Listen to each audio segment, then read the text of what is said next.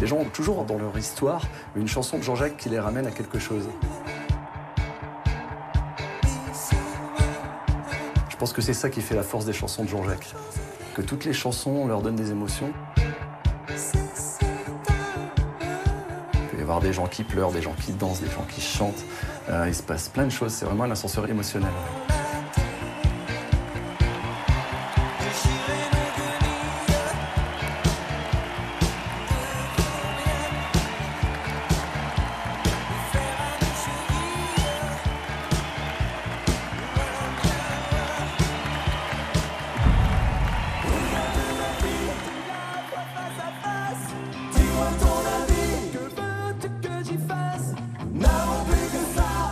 On est un peu là comme pour donner un film aux gens, donc on essaie de rappeler aux gens un maximum d'images, de sons, de sensations. De l'époque des concerts de Jean-Jacques Goldman. Donc j'ai envie de dire tant mieux s'il y a quelque chose qui fait penser physiquement à Jean-Jacques, évidemment. Je te donne toutes mes différences, tous ces défauts qui sont autant de chance, on sera jamais les standards. On remarque avec les gens qui sont en manque de Jean-Jacques, on le ressent dans les concerts, connaissent tout par cœur, même les phases B. C'est juste magique.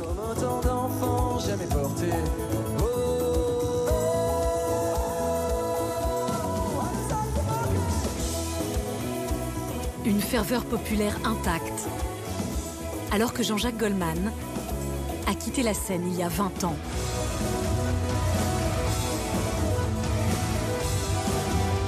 Pourquoi chacune de ces chansons est-elle un tube indélébile dans nos mémoires?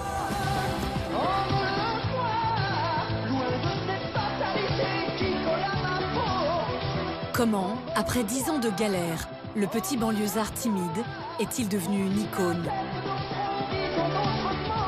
Et pourquoi a-t-il fini par s'effacer derrière les autres?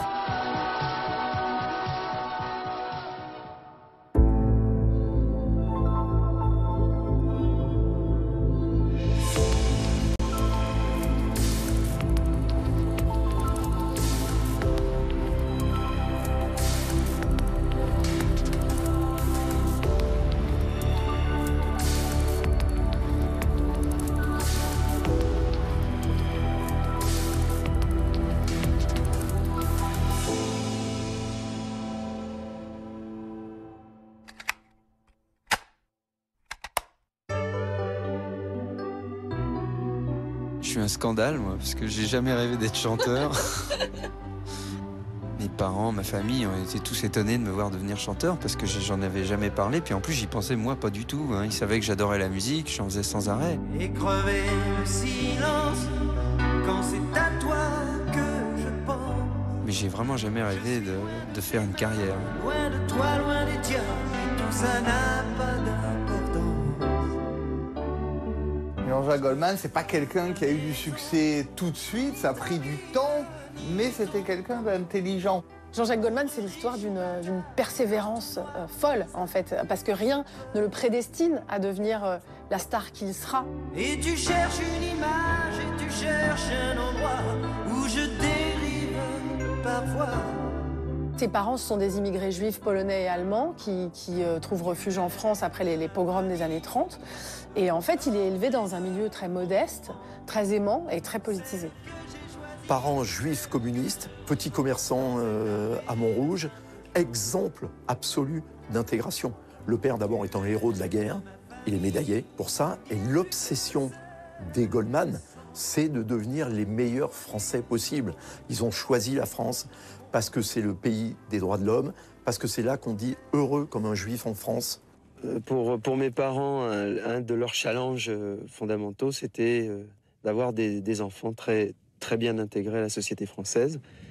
Et parmi ces signes d'intégration, le fait de faire de la musique faisait partie de ça.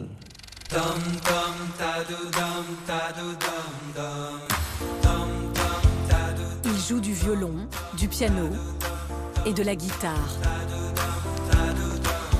Au-delà de nos vents, passe notre front. Au lycée avec des camarades, puis avec un groupe plus pro, les Phalanstères. Dans ces pays soleil de sable et de pierre,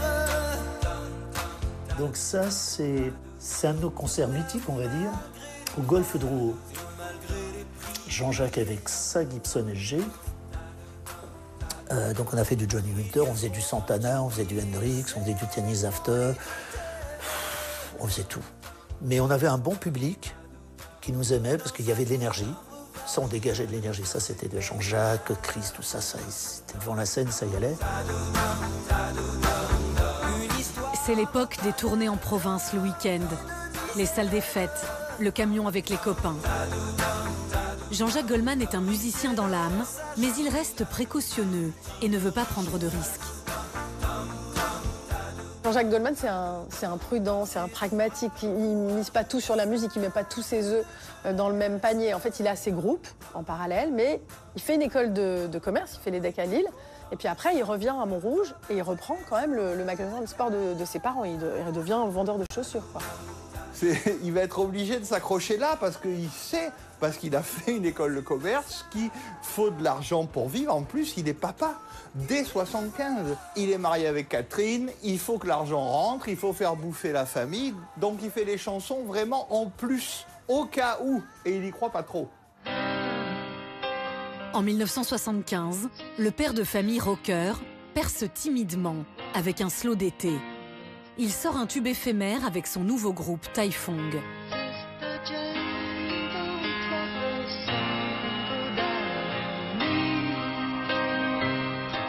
Mais il a un désir inassouvi. Il veut chanter en français. Il va être en fait frappé sur le fait que on peut chanter cette musique qu'il aime en français en voyant un concert de Léo Ferré. C'est probablement là qu'il a son premier choc artistique avec la chanson française. Il se dit que peut-être en fait sa suite de carrière doit se passer en français. Et puis finalement, il finit par s'en persuader et il a raison. Il se dit, mais finalement, on peut écrire cette musique en français. C'est encore un secret, un trésor enfoui. Mais dans l'intimité de sa chambre, avant les années 80, il a déjà composé une partie de son répertoire qui fera de lui une star. Et même si le temps presse, Il était toujours un petit peu énigmatique, même pour nous. Il restait sur scène dans un coin avec sa guitare et il chantonnait comme ça des trucs en français. Et pour lui, dans l'indifférence comme ça. Et en fait, je me suis aperçu plus tard que c'était déjà ses propres compositions. Il voyait plus loin que nous. Il voyait toujours plus loin, il faisait toujours quelque chose de plus. Au fond, je ne sais pas s'il a très envie de devenir chanteur à ce moment-là.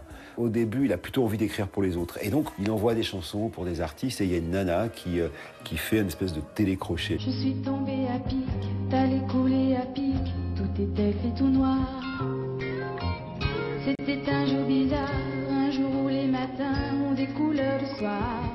Et Marc Lombroso, jeune éditeur qui est à l'affût de types à produire, entend cette femme, mais surtout il entend la chanson et il se renseigne sur l'auteur-compositeur de cette chanson. Et puis coup de bol, paf, il tombe sur Goldman. Un samedi après-midi, j'avais rien à faire, je regarde une émission de télévision et je vois une chanteuse, j'ai oublié le nom, et qui chantait une chanson qui s'appelait Rockabilly Blues. Et cette chanson m'a beaucoup, beaucoup plu. Viens faire un gros câlin, assis sur mes genoux et raconte la. Donc j'ai attendu la fin du générique et j'ai noté le nom, Jean-Jacques Goldman. Mais après, comment le trouver? Je suis rentré dans mon bureau et par terre, je vois un disque écrit Jean-Jacques Goldman. Donc je vais voir la secrétaire, je lui dis, est-ce que tu le connais, celui-là? Elle me dit, je l'ai jamais vu, mais j'ai son numéro de téléphone. Jean-Jacques Goldman a trouvé sa bonne étoile. L'infatigable Marc Lombroso va faire la tournée des maisons de disques, des labels de l'époque, avec ses cassettes sous le bras. comme un bateau dérive, sans but et sans mobile. Je leur faisais écouter Jean-Jacques et en général, c'était oui, mais non. Voilà.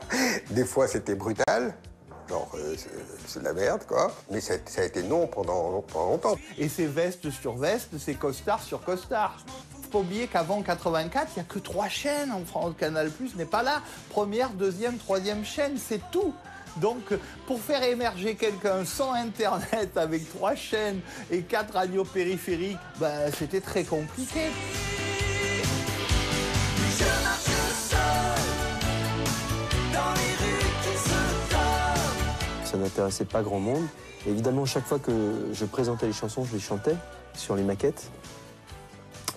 Et un jour, une maison de disques les a entendus chanter par moi et m'ont demandé si ça m'intéressait de le faire moi-même. Il est signé quasiment en catimini par un directeur commercial, même pas un directeur artistique, qui dit à Marc Lombroso, ouais, on va le prendre, on va faire un essai. Et ils sont très surpris d'ailleurs que ça marche.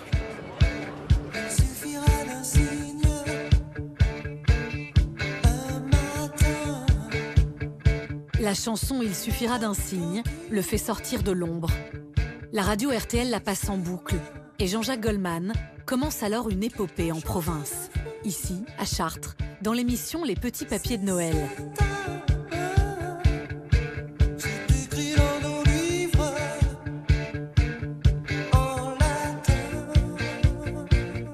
Il ne faut pas se tromper sur Goldman. N'allez surtout pas croire qu'il n'a pas d'ambition. Et donc, il va fabriquer le début de sa légende. C'est-à-dire, c'est un mec sympa, c'est un mec plutôt réservé. Il va aller faire un tour de France de tout ce qu'il faut faire quand on est un artiste.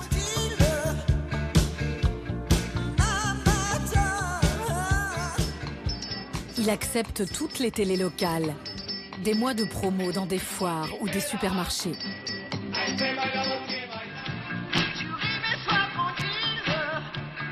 Il va arriver avec sa petite cravate en cuir à la télé, avec sa petite veste et puis un jean. Ça n'existait pas dans les années 70. Donc il va inventer un personnage, peut-être parce qu'il a cette intelligence, ce recul. Il y a une émission qui change tout, c'est Champs-Élysées en fait. Champs-Élysées, c'est quand même, ça fait et ça défait les stars. C'est Michel Drucker aux manettes. C'est le samedi soir, il y a des millions de téléspectateurs qui regardent. Et là, Jean-Jacques Goldman est invité pour la première fois à Champs-Élysées en 82. C'est un, comment disons, c'est un fils de la chanson française et du rock and roll. Monsieur Jean-Jacques Goldman.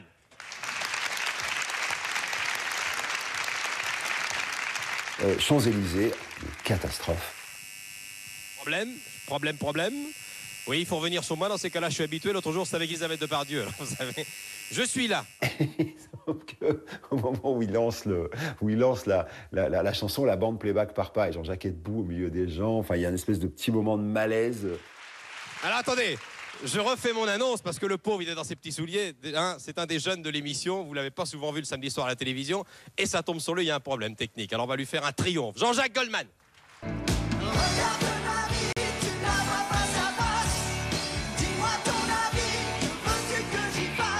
C'était ça sa force à Jean-Jacques. Il plantait son regard dans la caméra et tout d'un coup, tous les téléspectateurs étaient attirés vers l'écran. On n'a pas assez parlé du charisme de Jean-Jacques Goldman. C'est un mec hyper charismatique.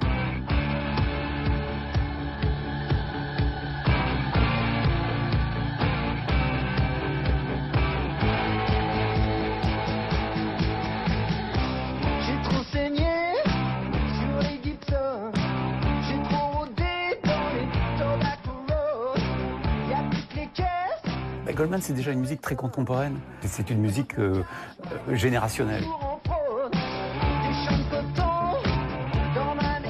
Et puis il y a les textes qui tiennent déjà très bien la route. Puis le choix des mots, c'est un environnement, c'est une ambiance.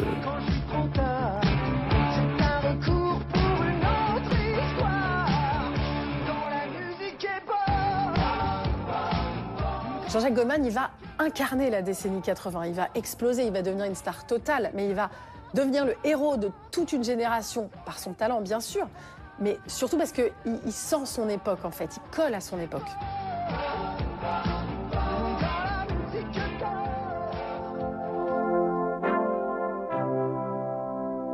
Graver les corps jusqu'à saigner, clouer les portes, s'emprisonner. On était bombardés, il y avait du Jean-Jacques partout, quoi. C'était vraiment... Si on remet ça à l'époque actuelle, il n'y a pas l'équivalent à l'époque actuelle. C'était que ça, on allumait la radio, c'était que Jean-Jacques. Il y avait le top 50, c'était que Jean-Jacques. C'était que ça, que ça, que ça. J'ai beau me dire. Je partais à l'école, j'avais le Walkman sur les oreilles. Je revenais de l'école, toujours pareil. Et les cassettes, j'ai dû les acheter, je sais pas, 10, 20 fois chacune, tellement les bandes elles pétaient à force d'écouter les cassettes. Quoi que je fasse,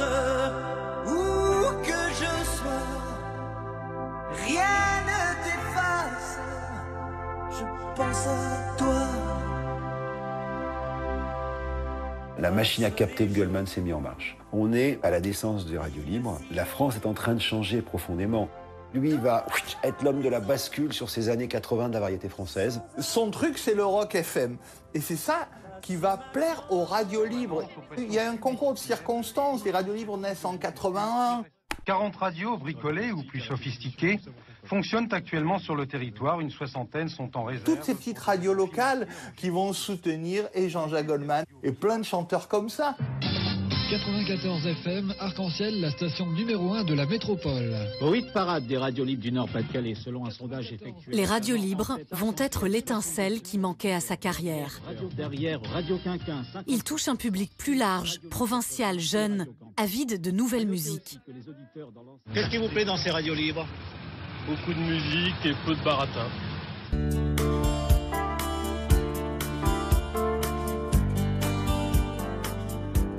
Invité de Côté Cœur ce soir, Jean-Jacques Goldman, vous l'attendiez tous, on vous l'a suffisamment rabâché sur les ondes de Radio Belfort. Jean-Jacques, bonjour. Bonsoir. Pour une première, entre guillemets, tournée, c'est quand même très fort. Enfin bon, moi j'aurais fait 90 concerts à la fin mai. Comme toi, comme toi, comme toi, comme toi. Comme toi que je regarde tout bas. Comme toi qui ne vous rêvons à quoi. Comme toi, comme toi, comme toi, comme toi. Les Français l'ont écouté à la radio et se sont dit, tiens, c'est une chanson française où on comprend les mots, parce que c'est en français, c'est pas en anglais, et c'est aussi quelque chose qui nous donne la pêche. Donc Jean-Jacques Goldman s'est dit, moi, j'arrive après le disco, je fais pas du disco, mais il faut quand même, il suffira d'un signe que ça donne envie aux gens d'avoir la patate. Jean-Jacques Goldman surgit aussi au même moment que les émissions musicales, qui cartonnent alors à la télévision. Il est dans toutes ces émissions sur TV6 qui est en train de se créer, sur la 5, Childéric, etc. Salut, on va se retrouver tous les dimanches comme ça, de 14h20 à 15h15.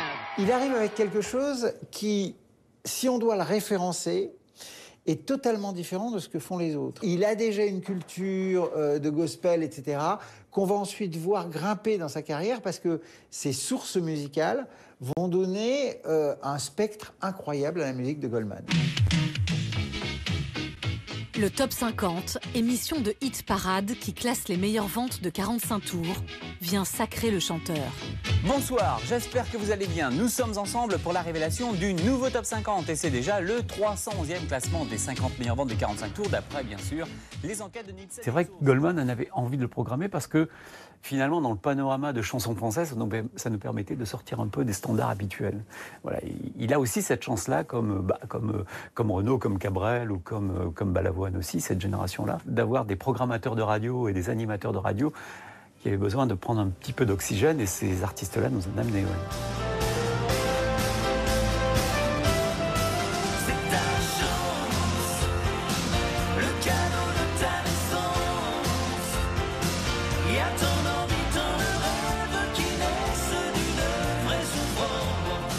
Pendant toute la décennie 80, chaque album de Jean-Jacques Goldman est un nouveau record.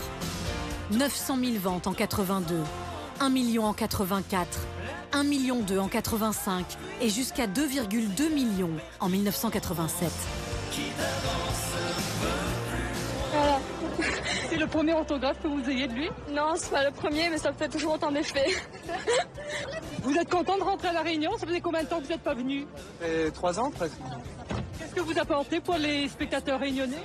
Des nouvelles chansons et de la musique, voilà. Monsieur Jean-Jacques Goldman.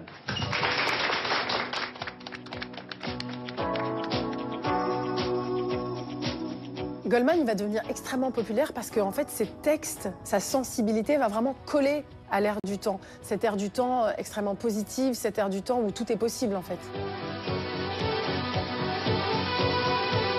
Minuit se lève au détour, les voix se taisent et tout devient... Jean-Jacques dit dans ce texte que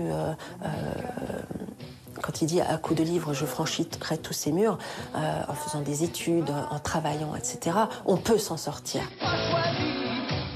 De naître ici, entre l'ignorance et la violence c'est l'espoir en fait. Je me le promets, et s'il le faut, j'emploierai des moyens légaux.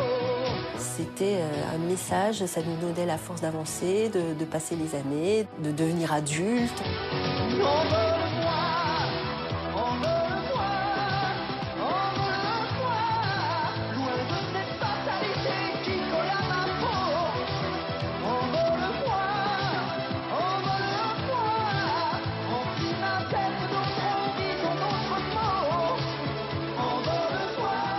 Jean-Jacques Goldman, il incarne l'esprit des années 80, l'esprit des années Mitterrand, même si il est plus rocardien que mitterrandiste. Hein. Je te donne toutes mes différences qui sont autant de chances, ça peut résumer les années 80. Je te donne mes notes, je te donne mes mots, quand ta voix les emporte à ton propre tempo.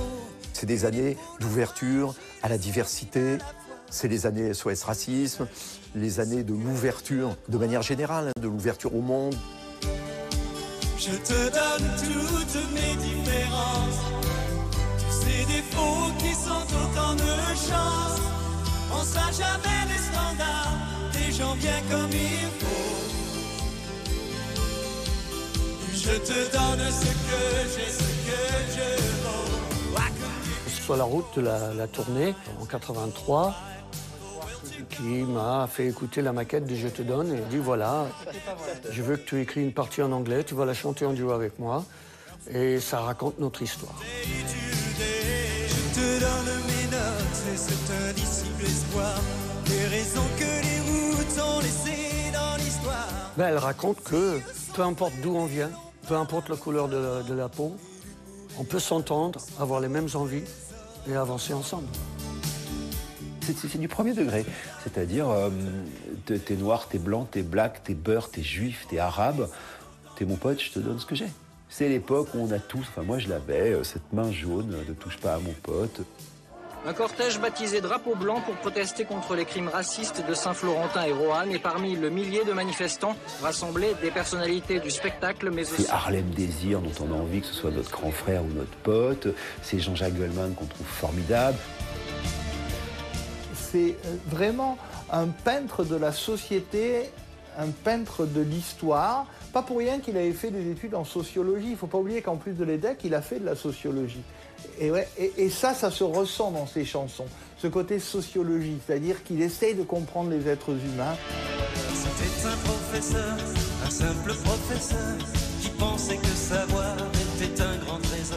Il changeait la vie, c'est une chanson magnifique. Moi, je me souviens que mon programmateur sur RMC me propose Il changeait la vie. Donc j'écoute les paroles de Il changeait la vie et je me dis mais c'est magnifique, une chanson pour parler d'un prof et surtout les réminiscences qu'on a quand on est môme et qu'on est en classe et qu'on se moque un peu du prof sans réaliser que ce prof il va nous apprendre plein de choses et qu'il va changer notre vie.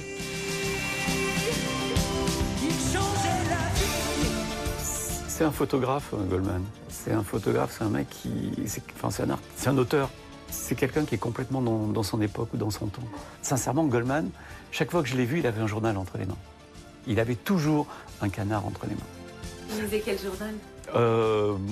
L'Équipe. Et souvent Libération aussi, voilà. La méthode était un petit carnet dans lequel il notait tout ce qui l'interpellait. Je me souviens exactement d'un déjeuner sur le toit de RTL. Une des personnes qui travaillait pour RTL, je ne sais pas comment le sujet est venu, elle me dit bah non, moi je ne vais pas me marier. J'ai envie d'avoir un enfant, mais je ne vais pas me marier. Je la ferai tout seul. Voilà. Et Jean-Jacques avait son petit carnet. Et c'est devenu une chanson. Elle a fait un bébé toute seule. Elle a fait un bébé toute seule. C'était dans ces années un peu folles où les papas n'étaient plus à la mode. Où elle a fait un bébé toute seule. Jean-Jacques Goldman est au firmament. Populaire, adulé par ses fans, la presse jeune l'encense. Hockey Podium, Top 50 Magazine, Mais les journaux dits sérieux, plus intellectuels, vont le démolir. La gauche détestait Jean-Jacques Goldman. Je crois qu'on a défoncé Goldman parce qu'il a eu du succès. D'une part, parce que sa musique n'est pas originale, elle est empruntée au rock anglais, au rock américain, et ça sera un reproche à l'époque. Aussi parce que beaucoup de ses paroles seront considérées comme des paroles un peu, entre guillemets, faciles, peut-être un peu même marketées en fonction d'un certain public, avec des chansons qui ciblent un certain public. Il va très vite énerver des tas de gens qui pensent qu'il y a la variétoche et la bonne chanson. Eux, ces intellectuels de la chanson, préfèrent les Maxime Le Forestier. Plein de journaux vont le massacrer. Si bien qu'il va acheter une page de pub, je crois, dans l'IB, qui n'était pas tendre avec lui non plus, pour justement publier, non pas un droit de réponse, mais publier toutes les critiques les pires qu'il a reçues. J'accepterai la douleur, d'accord aussi pour la peur. Le navrant Jean-Jacques Goldman maintient ses dates de décembre. Préparez les chaloupes. J'accepte quoi qu'il en coûte. On dirait un balavoine quelque peu enrhumé, avec une batterie obsédante qui vous dévisse la tête. Je prends les larmes et les doutes. Jean-Jacques Goldman est vraiment nul. L'art de faire du plein avec du vide. En fait, Jean-Jacques Goldman, ce qu'il fait, c'est qu'il va rassembler tous les articles qui disent des horreurs sur lui, il va les coller, et à la main ensuite, pour le public, il va rajouter « Merci d'avoir jugé par vous-même ». Et les choses qu'on peut faire, et tu sais qu'on doit pas. Cette notoriété le ronge. Il y a tout ce qu'on doit faire. L'idole n'est pas très à l'aise dans le costume de superstar. Les vies qui nous attirent, le virage et le coup. J'ai toujours eu l'impression que lui n'avait pas le sentiment d'être à sa place, quoi. C'est vrai que moi, ce que j'ai ressenti, c'est que le poids de la célébrité, c'est peut-être un peu trop lourd.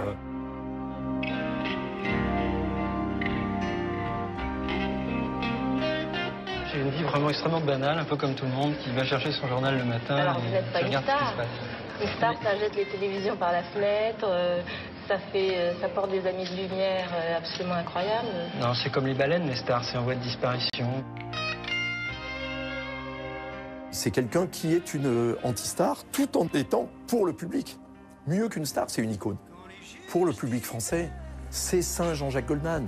Je crois au contraire que éventuellement ce qui peut plaire, c'est justement ce côté pas strass, différent, etc. Peut-être que les gens sont attachés aux chansons parce qu'elles leur ressemblent et parce que je leur ressemble et que je suis pas différent. Une aversion pour le show-off. Une simplicité qui l'érige en art de vivre. Même son look ne paye pas de mine. Childéric se souvient d'un déjeuner avec lui alors qu'il l'attend dans un restaurant. Un début de janvier. À un moment, la porte s'ouvre de cette grande brasserie du boulevard Saint-Germain et on voit immédiatement un des serveurs qui s'avance pour dire « il n'y a pas de place, monsieur ». Parce qu'en fait, qu'est-ce qui arrive en face? Un mec avec une vieille parka, des baskets, et c'était Goldman qui était en dessous. Et Jean-Jacques enlève la capuche et là, le serveur a une réaction dont Jean-Jacques se souvient sûrement pas, mais qui a été genre « excusez-moi, monsieur ». Je vous avais pas reconnu. J'ai marché dans la rue sur les Champs-Élysées avec Goldman. Personne ne le reconnaît en fait. C'est-à-dire il a une casquette, il baisse un peu la tête, il a une allure tout à fait... Si vous voulez être reconnu, vous mettez des lunettes de soleil, vous mettez un blouson de cuir et vous levez la tête et vous faites le malin, vous avez 2 gardes du corps. Lui, pas du tout. Enfin, vraiment, il n'y a pas de frime, quoi. C'est qu'une étincelle avant l'obscurité, juste un passage, un arc-en-ciel, une étrange absurdité. Avec ses fans aussi, il ne veut pas apparaître déconnecté, prétentieux. Pendant des années, il va répondre à chaque lettre en personne. C'est l'écriture de Jean-Jacques. C'est vraiment lui qui écrit l'adresse sur l'enveloppe. Il fait tout. Bon, là, c'est un courrier très personnel où il m'explique les raisons pour lesquelles son papa a quitté la Pologne. Et puis... Donc il répond de manière très intime. Oui, ça c'est très très intime, c'est le courrier-là. Ça n'a rien à voir avec sa carrière. C'est énorme d'avoir des courriers de Jean-Jacques.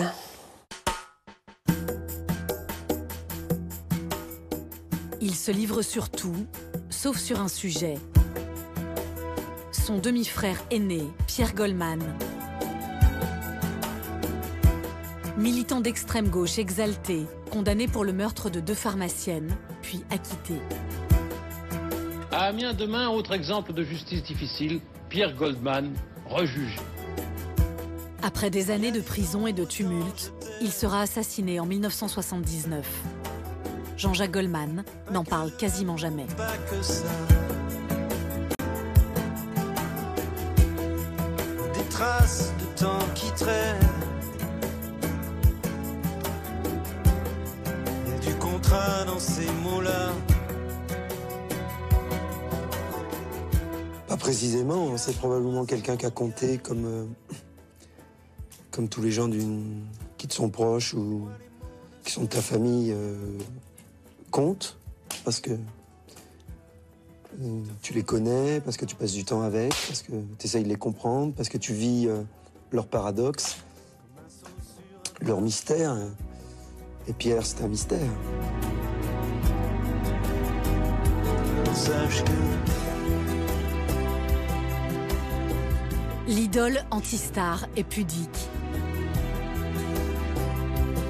Il déteste tellement être en haut de l'affiche qu'en 91, il va prendre une décision atypique. À la surprise générale, il met de côté sa carrière solo.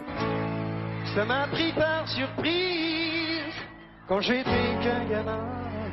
Non mais quel artiste, au bout de 10 ans de carrière au sommet, hein, va se dire tiens, je vais monter un trio avec des gens qui sont quand même moins connus que lui. C'est lui la star de ce trio, mais lui non, il va pas tirer la couverture à lui. En fait, lui, ce qu'il veut, c'est la partager. Quand il crée le trio, c'est pas Jean-Jacques Goldman and Friends, quoi. C'est Fredericks, Goldman, Jones, dans l'ordre alphabétique. Ça veut déjà tout dire. Ça s'appelait rock'n'roll. I'm around you for. Moi j'ai rien compris, sauf que c'était ma vie. Tu comprends rien mais que ça. Il choisit son guitariste et ami de toujours Michael Jones et va avoir l'idée de faire appel à la choriste qui partage leur tournée. Jean-Jacques dit à Carole, voilà, je monte un groupe avec Michael, on voudrait que ce soit toi avec nous. Et là, Carole a fait. Elle était complètement paralysée pendant quelques secondes. C'était trop drôle à voir. Et là, genre, big sourire. Et voilà, c'est comme ça que ça s'est fait.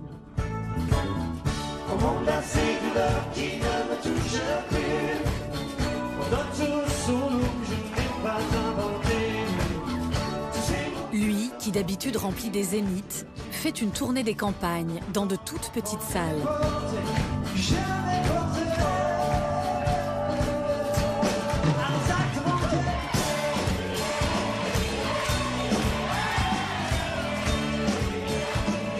Et partage tout avec ses partenaires. J'étais touchée, personnellement, parce que moi, je me suis dit, il a pensé à nous. Il a pensé à des choses, on parle de quand on est entre nous.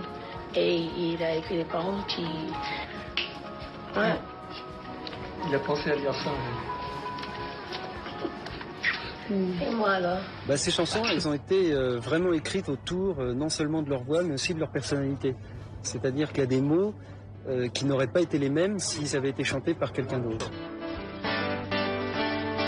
Si j'étais né en 17 à Leidenstadt, sur les ruines d'un champ de bataille, aurais-je été meilleur ou pire que ces gens si j'avais été allemand? Ce que dit de Goldman cette chanson, c'est une de ses plus grandes qualités qu'est l'empathie. Il prend Carole Fredericks et il dit « Si j'étais née blanche en Afrique du Sud ». Si j'étais née blanche et riche à Johannesburg, entre le pouvoir et la peur,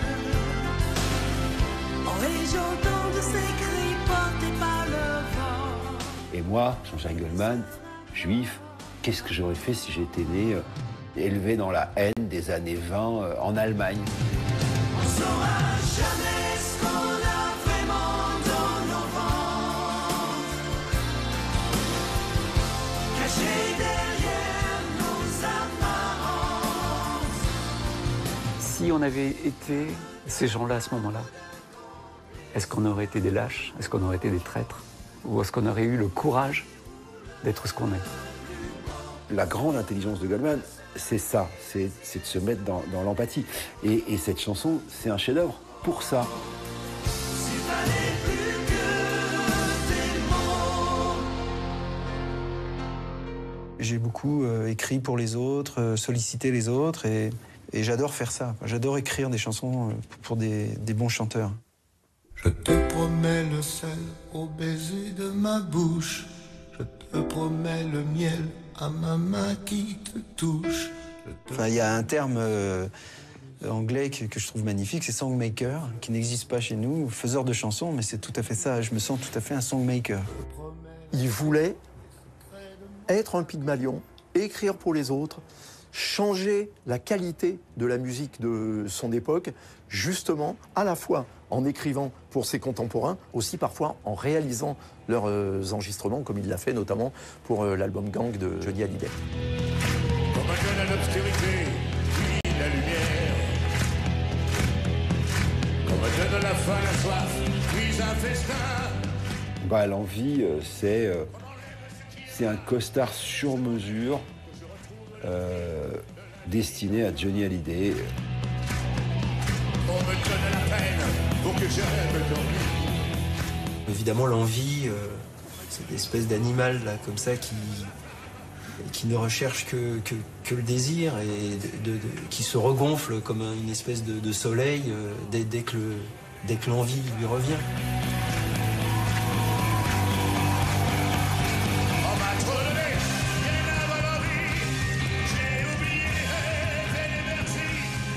La force de Goldman, c'est d'être capable de comprendre vraiment les chanteurs et de coller à leur personnalité la plus profonde. Ce qui dégage immédiatement, c'est un mal-être. Il est très timide, quoi. Donc on sent qu'il est pas à l'aise. Et moi, je trouve ce qui dégage aussi, c'est la violence. C'est un être violent dans ses sentiments, dans ce qu'il ressent. Cette violence, elle est autour de lui.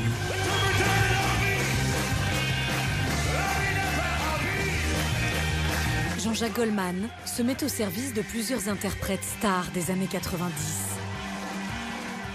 Liane Folly, Florent Pagny. Il écrit souvent sous pseudonyme. Il me dit que je suis belle. Pour Patricia Cass, sous la plume de Sam Brousky.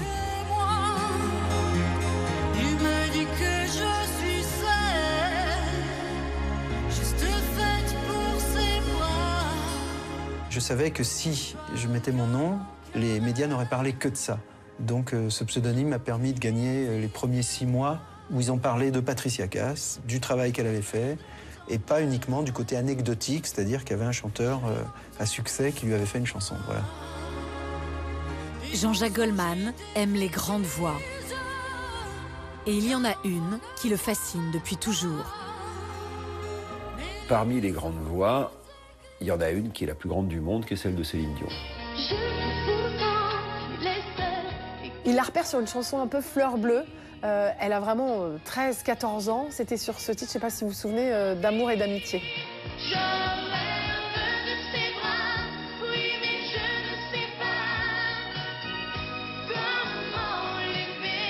Il en parlait tout le temps.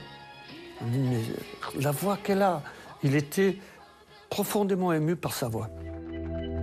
Tourner des rivières, porter des bois. Il va faire un truc dingue, mais qui est tellement de lui. Comme un enquêteur qui veut savoir et percer la personnalité de quelqu'un, il va rentrer dans Céline, dans le personnage de Céline. Je me suis procuré tout ce qui avait été écrit sur elle, tous les interviews qu'elle avait pu faire. Et à force, on arrive à mieux distinguer quel personnage elle est, quelles sont les choses qui la touchent, qu'est-ce qu'elle va pouvoir défendre. Jean-Jacques, qui lui a ce talent-là, m'a bien senti, puis il m'a écrit des choses et j'ai fait face à mes émotions. Ça, c'est des beaux cadeaux. Il va alors écrire pour elle l'album francophone le plus vendu de tous les temps. J'irai chercher ton âme, dans les froids, dans les flammes. Je te jetterai des sorts pour que tu m'aimes encore. Je trouverai des langages pour chanter tes louanges. Goldman, il a bien pigé un truc, c'est que la grande histoire de la vie de Céline, c'est René. Les formules magiques des marabouts d'Afrique. Céline écoute cette chanson, comprend que c'est une très grande chanson, comprend très vite de quoi ça parle, tombe en larmes, et l'accord est pris que Jean-Jacques va faire l'album. Là où il est hyper fort, c'est que quand vous avez une aussi grande voix que celle de Céline Dion, vous êtes capable de tout faire, les ouah, et lui, il lui fait chanter, il lui dit, il faut que tu chantes comme si tu avais un bébé dans les bras et pour pas le réveiller. Je reviens sur le souffle, je compte. Là, bien dans le souffle, là. C'est là où la rythmique part. Et tu fais, c'est très un peu sexy, il fait pas commencer, comme ça. La leçon de Jean-Jacques Goldman, c'était arrête de faire ta performeuse. Ça, tu le fais en anglais. Mais nous, en France, c'est pas ça. Porte les mots, et si c'est pas la voix tout là-haut, si c'est que le souffle, ça sera magique aussi.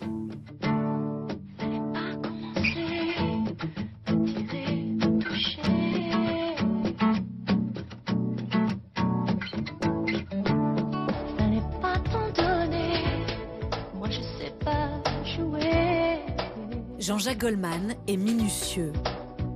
Il aime tout caler au millimètre et tout contrôler. C'est sa marque de fabrique. Il est très très sérieux dans son travail, quoi. Voilà.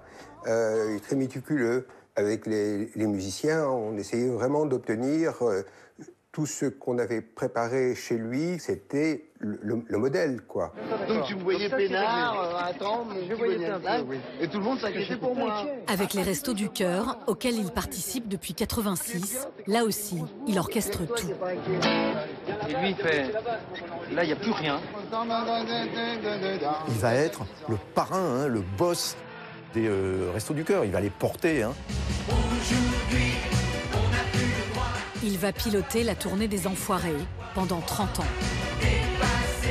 C'est lui qui va réunir les artistes, c'est lui qui va choisir le répertoire, c'est lui qui va décider d'ailleurs d'en faire un peu une espèce de colonie de vacances. Et c'est toujours son obsession de on parle à tout le monde, on parle à l'ensemble du public, on n'est pas élitiste. Ouais, attends, excuse-moi, j'ai pas le temps, Antoine. Un chanteur devenu année après année la personnalité préférée des Français, alors qu'il a pourtant décidé de disparaître. En 2004, il donne son dernier concert. 12 ans plus tard, il finit même par quitter les Restos du Cœur.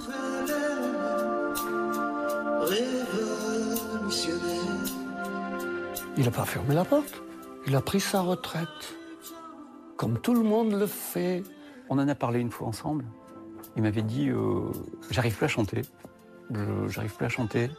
J'ai même pas une guitare à la maison. Il m'avait dit si un jour je dois refaire quelque chose, c'est juste pour montrer à mes filles ce que j'ai fait et qui je suis. Voilà. Alors, il vit avec sa deuxième femme et ses 3 filles entre Londres et Marseille. Je crois qu'il avait envie de s'occuper de ses filles aussi. Puis il avait envie d'anonymat. Ce qu'on n'est pas en train de lui filer d'ailleurs, c'est dégueulasse. Encore un soir, encore une heure.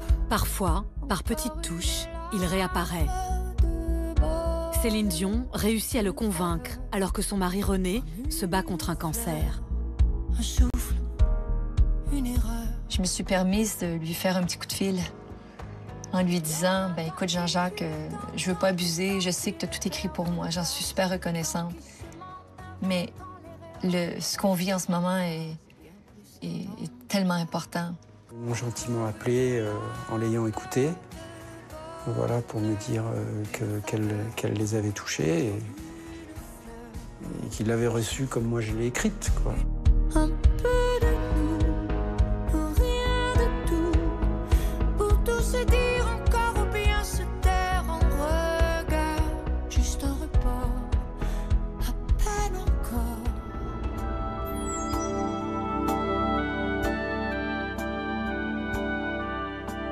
Est-ce qu'il peut revenir? Oui. Est-ce qu'il a envie de revenir? Je ne sais pas. Il continue à écrire très discrètement hein, pour les uns et les autres. Vraiment, il n'en fait jamais la publicité. Et puis, surtout, il reste le chanteur le plus diffusé en radio aujourd'hui. 90 fois par jour. C'est quand même énorme. Et c'est ce qui fait qu'il est finalement toujours très présent, toujours là, quoi. Puisque l'ombre gagne. C'est sûr qu'il a chanté une chanson pour chacun d'entre nous. J'ai vachement d'émotion de parler de cette époque, parce qu'on se rend compte aujourd'hui que c'est un bout de notre vie qui est passé, quoi. Voilà, qu'on ne retrouvera pas tout ça. Puisque tu